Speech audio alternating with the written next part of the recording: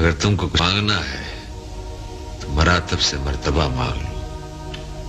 مانگ لو کو کرامت مانگ لو، ولایت لے لو، بیماری کا علاج مانگ لو، بڑے بڑے مرتبے ہیں، خوش رہو گے۔ لیکن محبت کی بات بھول کر بھی مت کرنا، یہ بڑی خطرناک چیز ہے، اس کا منتر ہر ایک کو نہیں ملتا۔ جی سرکار، میرے دماغ میں تو ایک ہی دھن سوار ہے سرکار، کہ محبت کا ذائقہ چکھوں، جو ہو سو ہو۔ محبت کی تعریف بہت سنی ہے سرکار۔ کہاں سے سنی ہے آپ نے محبت کی تعریف؟ مسجدوں سے، مندروں سے، ریڈیو سے، ٹی وی سے، جلسے جلوسوں سے، لیکن دکھائی نہیں دیتی سرکار، ہوتی نہیں، پکڑا ہی نہیں دیتی۔ سراج بھائی، محبت تو وہ شخص کر سکتا ہے جو خوش، مطمئن ہو، پرباش ہو۔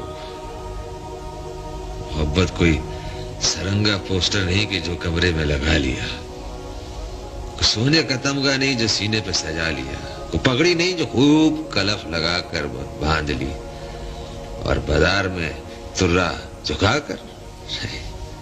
محبت تو آپ کی روح ہے، آپ کے اندر کا اندر، آپ کی جان کی جان۔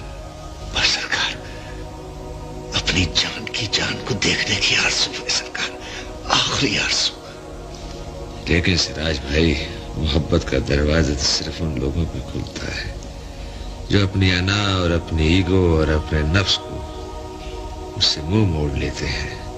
ہم لوگ تو عام افراد ہیں، اپنے اپنے انا کے کھوٹے سے بندھے ہوئے ہیں، نہ ہمارا گھر بار ہے، نہ آگا پیچھا، نہ کوئی رشتہ، نہ کوئی تعلق۔ ہم تو بے تعلق نہ رشتہ دار سے لوگ ہیں۔ بے تعلق لوگ ہیں حضور؟